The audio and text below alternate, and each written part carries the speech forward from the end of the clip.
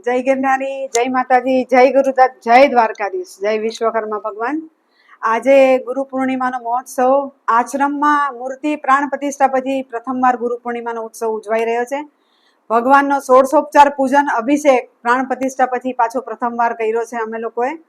અને આજે ભગવાનને અન્નકોટ પ્રસાદ ધરશું અમે, પ્લસ દૂરથી દેશ વિદેશથી ગુજરાતના અમદાવાદ, રાજકોટ, ભાવનગર એવા અનેક જગ્યાએથી આપણા ભક્તો ભગવાનના દર્શનનો લાભ લેવા અને આજે મહાપ્રસાદનો લાભ લેવા પણ બધા પધાર્યા છે।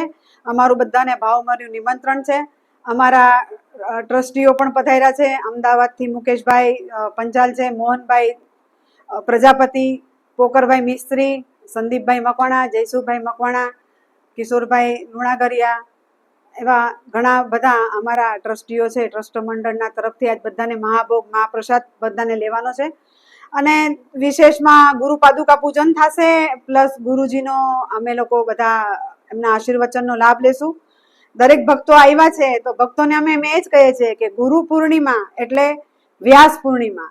આજે આપણા તમામ આખા વર્ષથી આપણા આંખના પલકેથી બી જે કંઈક પાપ થઈ જાય છે એ પાપને પાછું આપણે ભગવાન ગુરુના ચરણે ધરી અને પાછા આપણે રિન્યુઅલ થવું પડે। જેમ એક રબર સ્ટેમ્પ હોય એમાં અક્ષર ઊંધા હોય, તમે બધા કોઈ બિઝનેસ કરતા હશે, કોઈને કામ ધંધી ન કરતા હશે, તમે જોયું હશે કે રબર સ્ટેમ્પમાં અક્ષરો ઊંધા હોય તો એ અક્ષરને આપણે વાંચી નથી શકતા।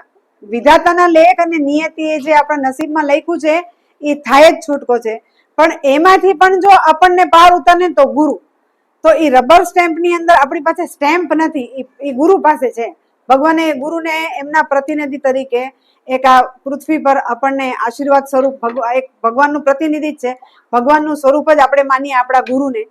તો એ રબર સ્ટેમ્પમાં જ્યારે સિક્કામાં મારી અને પછી તમે પેપર પર છાપો એટલે એમાં અક્ષર સીધા દેખાય, એવી રીતે જ આપણા ભાગ્યના નસીબમાં લખેલા બધું ઊંધું જ છે, આપણને વંચાતું નથી। એ વંચાવવું હોય એને તો ગુરુના ચરણે જવું પડે। અને આજકાલના મોબાઈલના યુગમાં કહે તો તમારો મોબાઈલ જેમ રોજ ચાર્જ કરવો પડે ને તો જ તમારો ફોન ચાલે, એવી રીતના જ આપણે બી ચાર્જ થવા માટે વર્ષમાં એકવાર ગુરુના ચરણે જવું જોવે। એમ તો જ્યારે તમે સમય મળે સારા દિવસોમાં, સારા સંજોગોમાં, સારા પ્રસંગોમાં ગુરુના આશીર્વાદ લેવા જોવે અને ગુરુના પ્રસંગોમાં આપણે હાજરી થઈ અને ગુરુના આશીર્વાદ લેવા જોવે।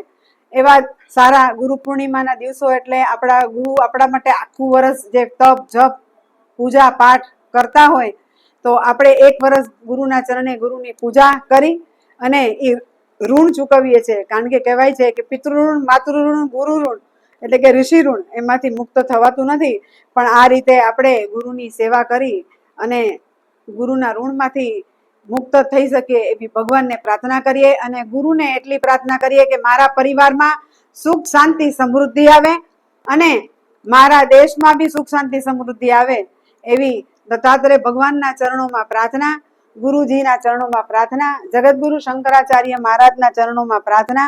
આજે દરેક ગુરુઓના ચરણોમાં પ્રાર્થના કરી હું મારી વિરામ કરું છું। જય ગિરનારી, જય માતાજી, જય ગુરુદત્ત।